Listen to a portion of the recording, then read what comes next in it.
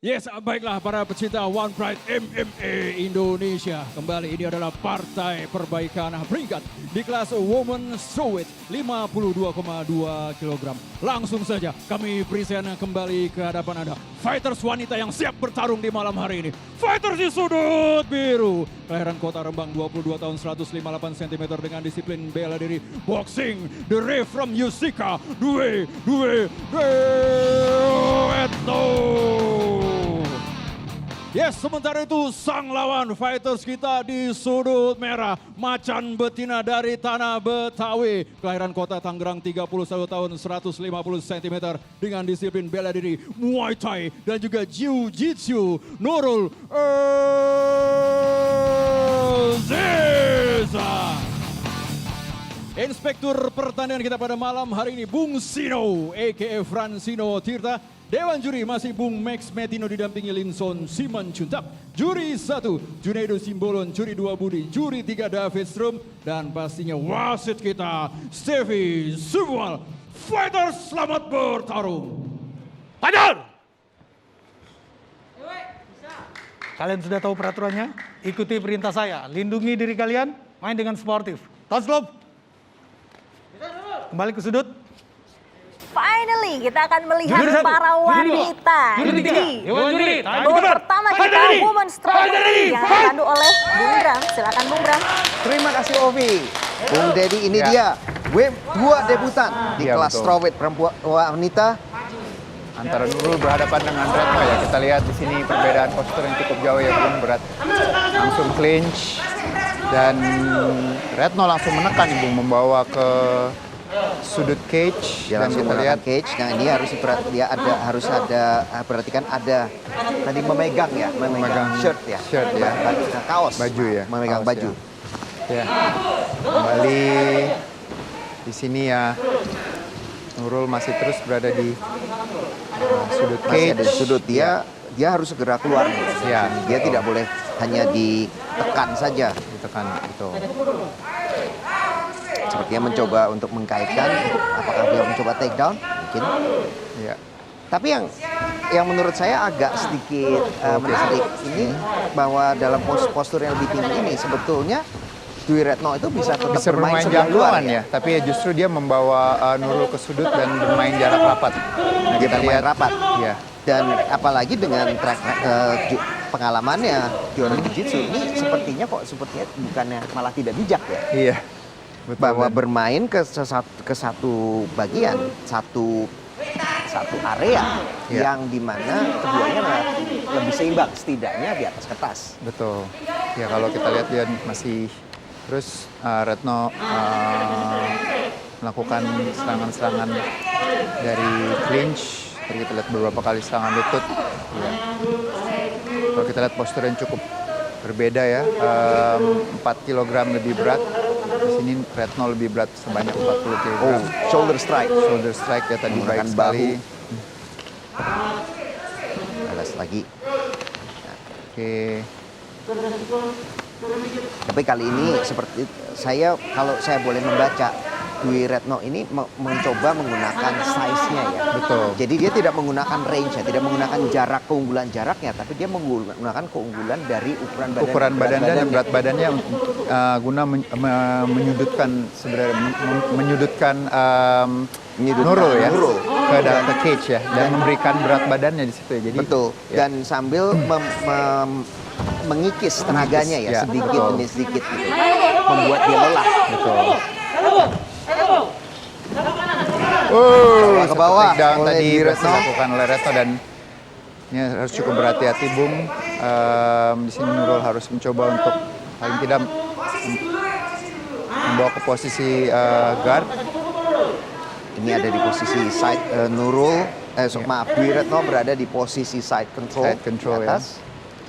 Dan Nurul juga masih menggunakan kaki untuk blocking supaya Retno tidak bisa ke mount ya, atau ke posisi atas ya. Dalam posisi ini sepertinya Dwi Retno juga lebih fokus pada melakukan pass ya. Ya. Strikingnya juga tidak terlalu aktif. Mungkin kita dari sini pun sebetulnya bisa terbuka untuk melakukan knees ya. Bisa melakukan knees melakukan lutut ke arah kepala bisa ya. Betul. Dan di sini ya kayak Nurul akan coba masuk ke posisi guard. Baru kita ngomong, itu dia knees-nya. Di knees ke arah kepala. Sejauh ini cukup bermain cukup bersabar ya Retno dengan posisinya yang lebih dominan. Dia berada di side control, melakukan serangan-serangan yang cukup short. Tadi kita shortnya ada serangan lutut. Ya, ada teriakan dari corner, ada elbow ke arah rusuk. Ya. Tapi sepertinya mesti ini, kalau saya lihat dia, apakah ini mencoba Dwi Retno mencoba melakukan side choke?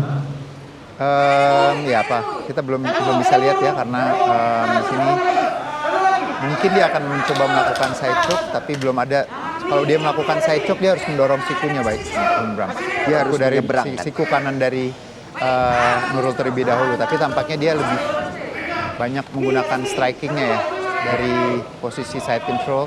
Betul. Ya di sini Nurul harus coba pas. Iya, baik sekali. Sekarang ya. Nah di sini berhati-hati di sini Nurul. Tendangan yang bertubi-tubi ke arah kaki. Oke. Nah di sini kembali kita lihat Nurul. Pukulan yang masuk bersarang. Oh sepertinya Nurul juga goyah tadi. Goyah tadi ya. Pukulan yang bersarang dari Dwi Retno. Ya. Sejauh ini keduanya cukup bersabar ya, kedua petarung masih. Dan ronde pertama yang sudah berakhir. Di sini kita lihat Dwi Retno sudah bisa menggunakan memaksa Nurul untuk ke cage dan kemudian melakukan takedown dari situ. Betul. Dan banyak juga itu dia knees juga, ada shoulder strike, banyak sekali aktivitas yang dilakukan oleh Dwi Retno. Dan ini dia begitu sampai dibawa ke bawah, kita lihat dominasinya dia. Terus ya. Betul.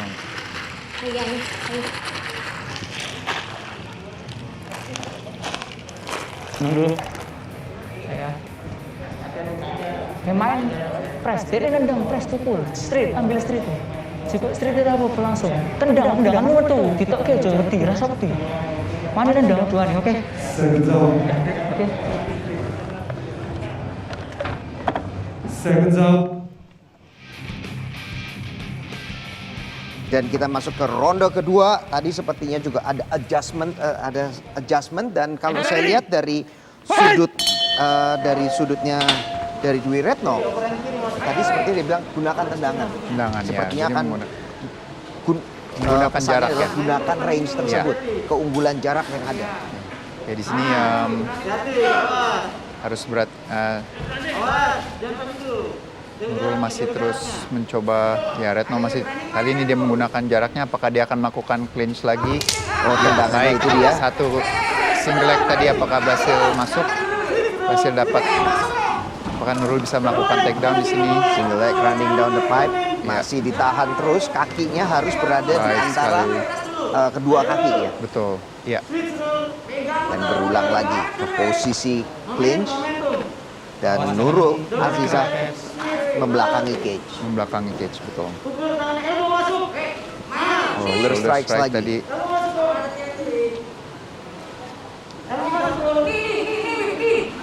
Mungkin kelihatannya tidak kencang ya, tapi itu sebetulnya shoulder strike itu yang pukul strike yang dari arah bahu itu, dari bahu. Kalau kena itu sebetulnya itu bisa cukup keras. Ya. Apalagi kemarin itu di Cowboys di UFC itu Cowboy dan Conor McGregor bisa dia mendapatkan hidungnya patah. Hidungnya patah dari shoulder strike. Jadi itu tidak bisa dianggap remeh. Itu. Ya. Satu lagi shoulder strike tadi. Nah di sini Nurul masih terus bertahan di cage, di sudut cage, dan di sini yang harus dilakukan oleh Nurul sebenarnya ada melakukan gerakan seperti membuat lingkaran, circle, dan keluar dari melingkar ya. Jadi mencoba untuk keluar dari sudut ring sebenarnya ya Bunga. Jadi ini nggak kalau dia stay di posisi ini justru dia akan akan terus Retno akan terus memberikan beban tentunya ya. Jadi memberikan pressure yang ini tentunya akan mempengaruhi stamina juga. Sudah mulai dikontrol. Hati-hati ada hammerlock. Belakang ini cukup berbahaya di sini kalau kita lihat Retno justru lebih unggul ya karena posisi tangannya dia berada di dalam. Betul. Ada di bawah underhook. Yang jadi yang harus Ya, dia double underhook Udah kita lihat ya. Betul. Ini double underhook. Double underhook. Kedua tangan di bawah ketiak. Nah, ini posisi kontrol yang sangat dominan kalau di Very grappling. Dari Ya. segi grappling.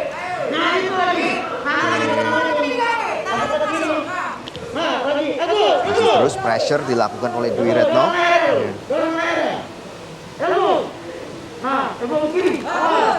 Miss lagi dari Dwi Retno. Ya, di sini yang dilakukan oleh yang dilakukan oleh Nurul adalah dia mencoba memblok. Ya, kalau kita lihat tadi dia meletakkan lututnya di antara kaki dari Retno, ada tujuannya untuk memblok supaya dia tidak melakukan serangan-serangan lutut ya. Ya, Nah, betul. di sini dia tujuannya memblok di sini. Tapi ini berbahaya juga justru kalau kayak gini. Nah, ya lihat loh, dia bisa mencari double leg takedown sekarang ataupun single leg sebenarnya. Nah, kita lihat ya. Iya. Jadi berhasil masuk tadi. Karena dengan meluruskan kaki sebenarnya adalah memberikan takedown juga, bisa melakukan single leg. Nah, ini sekarang Dwi Retno berada side control lagi. Masih dan Nurul masih terus berpegang pada posisi guillotine-nya. Guillotine ya. Oh, sudah mau dilepas. Iya, di sini Dilepas, sudah dilepas. Nurul harus cepat-cepat berlutut atau iya ini berbahaya, Bu. Ini Dia harus cepat-cepat sekarang berlutut. kepala. Iya. Dan ini tangannya perlahan sepertinya tangannya sudah mulai dikucilkan, di isolate. Iya. Ini sikunya terlalu terbuka ya, jadi Nurul harus merapatkan siku kiri kanannya supaya tidak bisa melakukan, supaya tidak ada open ya atau terbuka. Iya. First. Dan dilepas oleh Dwi Retno. Kembali ke posisi berdiri. Ini terlihat ya size ukurannya Ukurannya ya, terlihat ya. Ini sangat berpengaruh tadi dalam posisi clinch tadi. Betul. Ya, seperti yang catatan yang saya tahu mengenai Nurul, sebenarnya dia juga compete di Jiu-Jitsu turnamen ya, terutama Bung di kelas minus 45 ya. Jadi kalau kita lihat, Miss lagi masuk dari Dwi Retno. ya, kembali ya satu clinch. Tapi sayangnya Nurul belum bisa melakukan takedown di sini.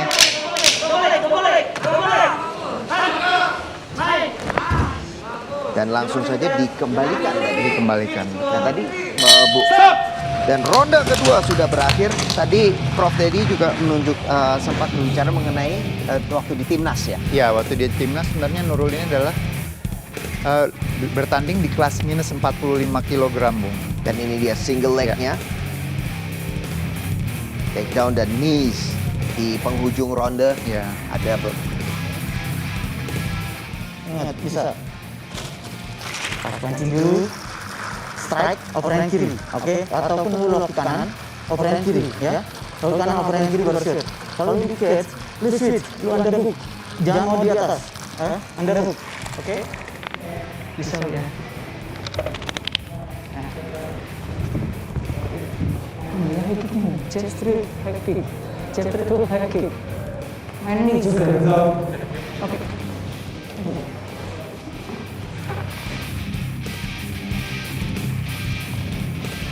Dan ronde ketiga. Tapi sebelumnya kita sambung dulu. Tadi ada pada di timnas Nurul Azizah bertanding di ronde di kelas Minus 45 minus kg. 45 kg. Ya, nah di sini satu takedown. Tahan. Ya, di sini udah waktunya Nurul untuk lebih agresif ya, Bung ya, karena dari ronde pertama dan kedua dia sudah tertinggal poin ini, Bung. Secara Ya. poin dia sudah ketinggalan. Dia sudah ada sudah dua ronde dibawa ke bawah, dikontrol di takedown. Jadi kontrol dari sisi takedown dan dia sudah kehilangan main. Dia harus go all out. Ya.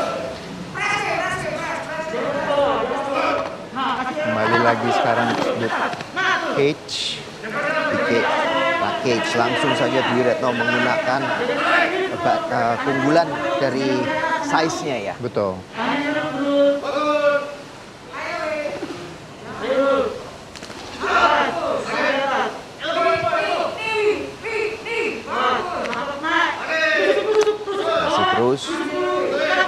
ada knee, tangan, tadi kaki tadi itu yang terus melakukan blocking ya, Betul. supaya tidak kena lutut, tidak kena serangan lutut.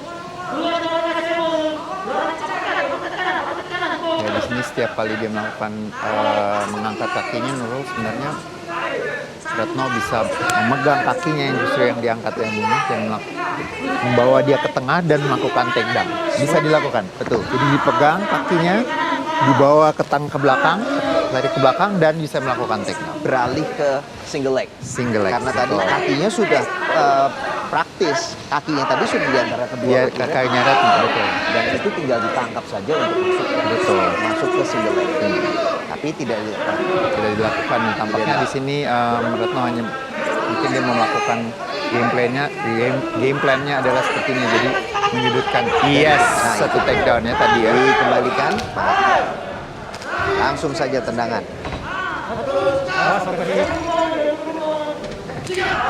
Kembali tendangan dari Dwi Retno. Ini seperti yang kita nonton di minggu lalu ya. Iya. Kita nonton minggu lalu ada sampai satu fighter ke bawah, ada di posisi ground, kemudian dikontrol kakinya dan dilakukan tendangan-tendangan. Iya, betul. Jadi leg kick itu nggak harus dari posisi berdiri, bisa juga dari posisi lawan yang sudah terlentang. Betul.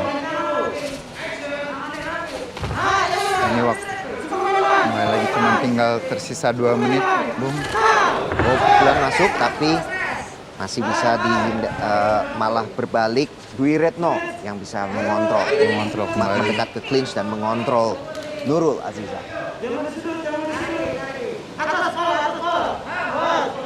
Double underhook. Oh enggak, bukan. Masih over and under ya. Over under. Knees lagi, ada elbows juga.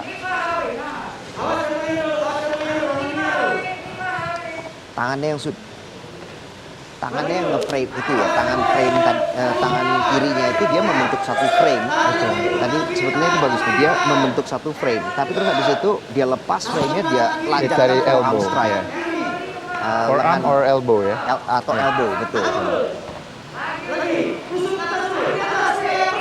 Dan itu bukan hanya kena strikes, tapi itu juga bisa melakukan cut juga. Betul.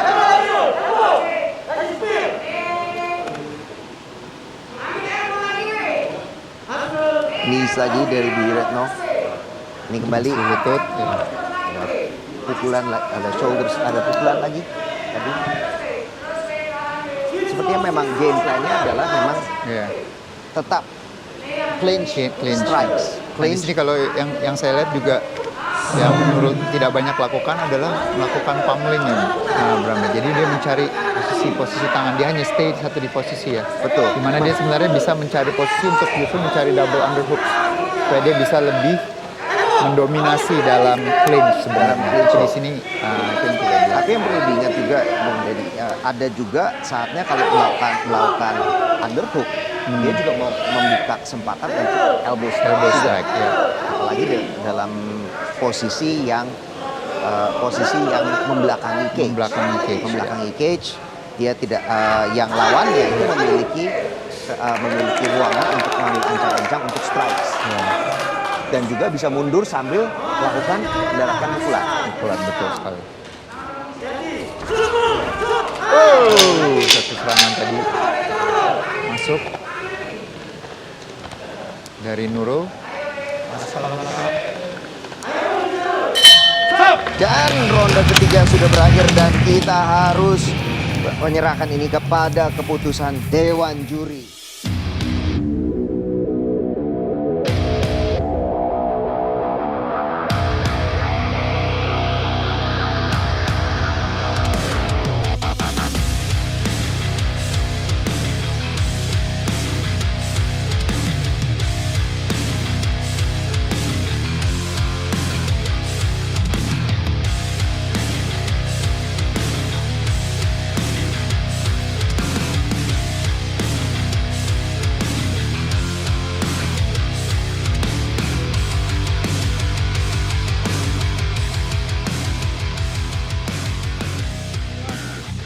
Para pecinta One Pride MMA Indonesia, setelah pertarungan yang sangat-sangat melelahkan sebanyak 3 ronde, juri memutuskan hasil kemenangan mutlak.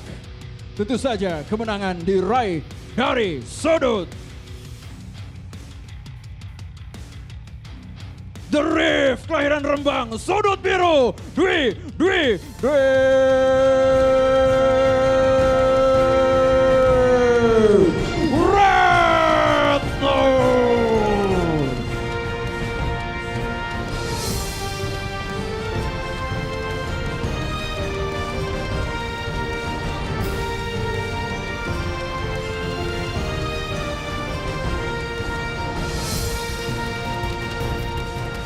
Baik, terima kasih. Selamat untuk kemenangan perdana Dwi Retno di ajang One Pride MMA Indonesia ini. Terima kasih.